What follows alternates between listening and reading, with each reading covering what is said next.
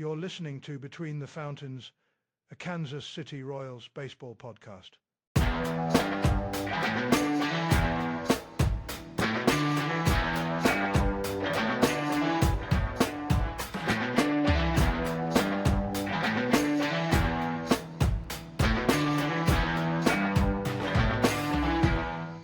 Welcome to episode 4 of Between the Fountains. Today's April the 19th. I'm Brian. That's Michael. We have been friends over 40 years and Royals fans since the time we could walk. We break down the Royals from all angles and we give you our honest opinion of the highs and the lows each week of the 2026 Kansas City Royals season. Michael and I have taken a couple of weeks off. We thought that the team would be better when we got back. It's actually gotten worse. I don't think it could get any worse, but it did anyway. So that's where we're at. If you're, let's see, the topics tonight. First one is Q versus Salvy. And if you're not familiar with that, apparently Q left Salvy out of the lineup yesterday, and he said in an interview that he was giving him a mental day off. Well, Salvy didn't take kindly to those words, and he went out on social media, said he didn't need a mental day off. So we're going to discuss that here in a minute. Let's see, back to their record. The Royals are 2-10 on the road. They're only 5-5 at home, but why can't they win on the road? Let's talk about that. Topic number 3 is the downtown ballpark is back in the news almost every other day. It's one of my least favorite topics, to be honest with you. I wish they'd just decide. I wish they'd just probably leave it where it's at, but that's another discussion. And then the fourth topic is a new one. I have a picture over here of a former Kansas City Royal. I don't want to show the clues. I'm going to ask Michael some clues and see if he can guess who this picture is. So that's our last topic. So if you're new to the show, we provide a unique forum here for Royals baseball talk to hear what we think, but we also want to know what you think. Right now, you can still contact us through our comments section on the YouTube channel. We would appreciate many comments. Anything you want to say, we'll try to address it on the air, or our episode, I guess. Are we on the air? I guess we'll call it that. Anyway, so, Michael, do we still have a sponsor? We do not have a sponsor this week, unfortunately. This week? No, okay, we no will sponsor next week. this week. I thought that We might will happen. next week. We're efforting more sponsorship all the time. Anyway, that's all right. We can continue on here. All right, so let's get into topic number 1. Actually, we do have a sponsor. Hold on a minute. We do? Yes, we are being got a sponsored. sponsor? Yes, Christian Brothers Roofing, Kyle Cotton, Gladstone, Missouri. We'll help you with all your roofing needs. If anyone out in Belton or any areas had hail damage in this recent storm, call Kyle Cotton, Christian Brothers Roofing. All right. So there we go. There we go. All right. So topic number 1, Q versus Salvy. So this one, I guess there's an explanation for it. I guess they asked Q, about Salvy not being in the lineup, which is news because he's a Hall of Famer. And when he's not in the lineup, that's news. Right. And I guess he said he was giving him a mental day off, just because he can appreciate what a catcher goes through. He was a catcher at one point. So I happened to catch the rain delay version of the Royals today, and they addressed it quite a bit. They talked all about it, asked Hosmer about it, the whole bit. But I'm going to ask Michael. Now, how can that happen? I mean, how can you have a misunderstanding with the face of your team like that? Right. Go ahead. So you got to remember there's 162 games, right? These guys are with each other all the time. They travel together, and they're going to have some issues that happen, right? That come up. So I think that Mr. Quattrero would have been better served to have said, hey, we're just going to pitch at DH today. We're not going to pitch it behind the plate. So that's a mental break, right? He's sitting in the dugout the whole game. It's up for 4 times when he's up. He's batting 156-ish, so we could say maybe he does need a day off, but you never know. He hits a home run, 3-run home run, we win the game, then Quattrero is looking really good, right? So I think everything will be fine. I think that if we would have been winning, there wouldn't have been an issue at all, but we've been losing like crazy. Well, I get that he needs a day off, but I don't get that he goes on social media and basically, and I hate this term, throws his manager under the bus. I hate that term, right. But he did. I mean, and he doesn't do that. I mean, there's more there than just the fact he needs a day off. I think we're reading into it a little bit too much. He just said, if I read it correctly, I don't need a mental break. So I think we're reading into it a little bit more. I think the tempers have flared because we got off to a horrible start. We wanted to get off to an excellent start. Maybe we'll go 8-1 on this homestand and they'll be hugging each other. Okay. So it was a misunderstanding, maybe a language barrier between what the word is he used. I don't know. It still baffles me that you're going to make your face of your team mad enough to go on social media, which to my knowledge, he's never done that before, at least not in a negative fashion. Salvy, that is. So anyway. No. You got to remember with Salvy, the only managers he's had with the Royals are Ned Yost, Mike Matheny, and now Mr. Quattrero. So he and Yost got along great. I mean, Ned was a former catcher. He got it. Ned, you could criticize his game management, but the players really liked him. He kept them really loose. Right. Matheny, we can't really judge. He was a former catcher too, but we really can't judge him too much. Right. He came in, the team wasn't good. The team wasn't good when he left. So I think the Quattro thing will probably just boil over. I mean, it will just settle down after we start winning some games. Because we will win a game. We're not going to go winless the rest of the way. There's a chance. You would think the law of averages would say we should probably win another game.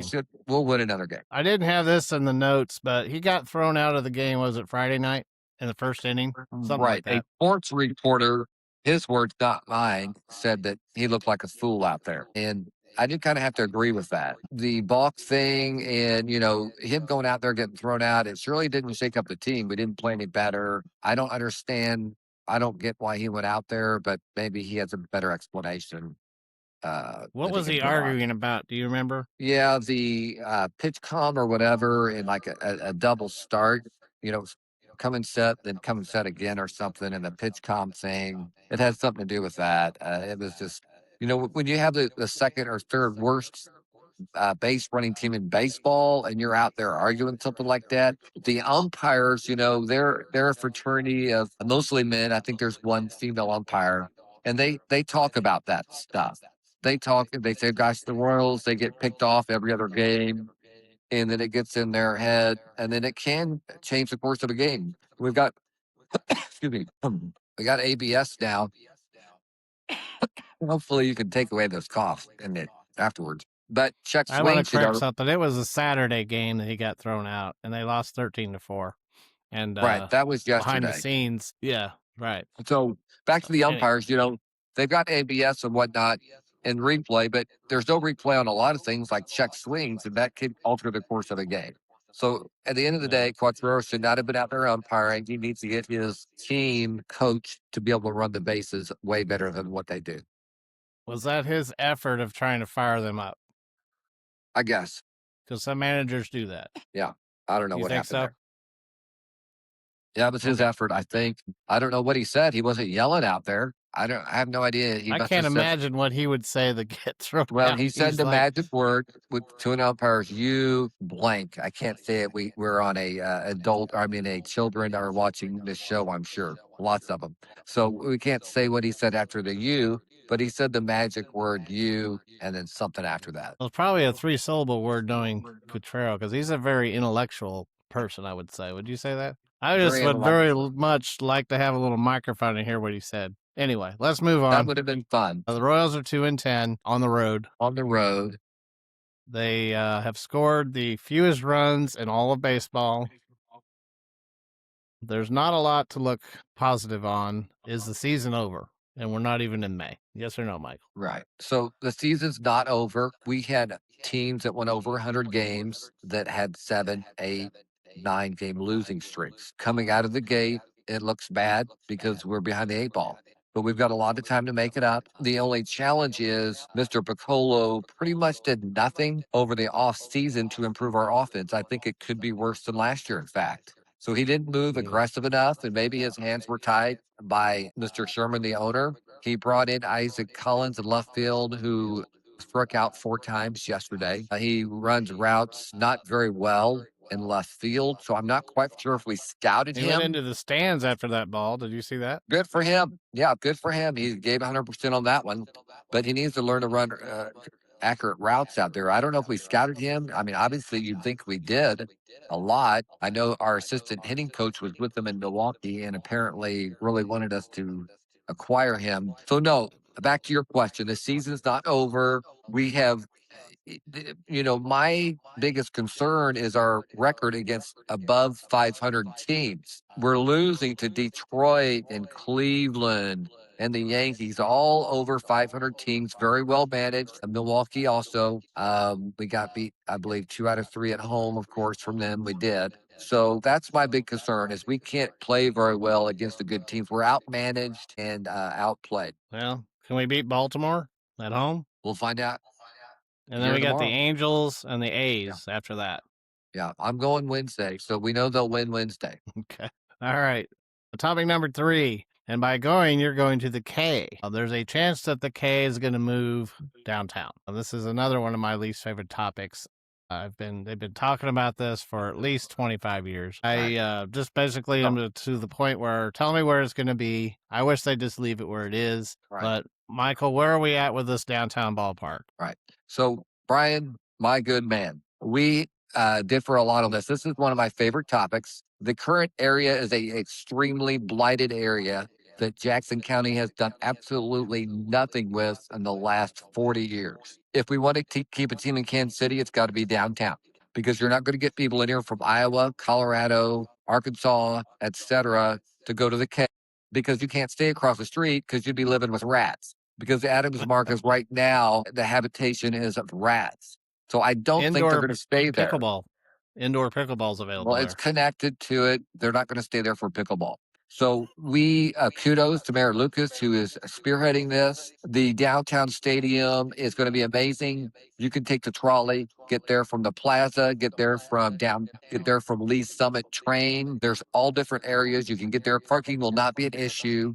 We'll have people coming from Iowa, Arkansas, Oklahoma, North Carolina to go to Royals games downtown because you have things to do down there. Union Station, Town Center, downtown. You have hotels down there. You have nothing at the current stadium, nothing there. You got Motel 13, Relax Inn down the street. You've got probably in 2030, the world's largest flea market will be there. Well, they used to have a Denny's, but it burned down, remember? Denny's burned down. Could have been a success fire. Who knows? That could have been intentional. We don't know. So, all right. So for our last topic tonight, which is new. So I have a picture here of a former Royal. And when I say former, I mean like we're going all the way back to 69 possibly. Can I try to guess it without you showing me the picture? Sure. Steve Balboni. Nope. All right. Tom Poquette. Let me give you some clues. Clue number 1, I played second base. You did? You were third baseman. No, the person I have here played second base. Yeah, I played third base. Very versatile, though. I could go all over the field. And I'm well known for that. My career batting average, 263. I hit 54 home runs. I had 1,660 hits. I was born March 6th, 1939. 1939. Right. I'm going to say probably Cookie Rojas. Got it. Nailed it. I have a picture. This worked better in practice. Can you see that? Yeah, that's Cookie Rojas. Yeah. That's right. You got it right. Did you know he played for the Reds, Phillies, Cardinals, and Royals? I knew that, yes. Did you know he made the All-Star team 5 times? Yes, I did. He retired with the Angels after us. Did you know he was born in La Habana, Cuba? No, I thought he was born in Olathe, Cuba, but oh well. Olathe? Yeah, Olathe, Cuba. Shout out to Olathe. We're trying to get our demographic out there, so absolutely. There you go. All right, so that was our first of possibly more episodes where we do a Guess the Royal experience. How did you like that, Michael? You weren't ready for it, but it was the thrill of my day. Was that right? Yeah. Was that right? You got it right before all the clues are up, so that's good. Well, the only bad thing is I couldn't guess it before the clues, but I wasn't even close on those, but that's okay. Well, yeah. All right. So we appreciate you listening to us once again. Due to some weeks off, we may have lost a subscriber or two, but that's all right. We're back here now. We'll be here all year, win or lose, rain or shine, all that kind of thing. So when we close here, we want to thank again, everyone listening. We want to thank our sponsor again. Do you want to thank him one more time? Christian Brothers Roofing, our sponsor. Kyle Cotton, Christian Brothers Roofing, Gladstone, Missouri. You can Google his phone number. All right. So next episode should be next Sunday. Hopefully we've got some wins to talk about. See ya. Go Royals.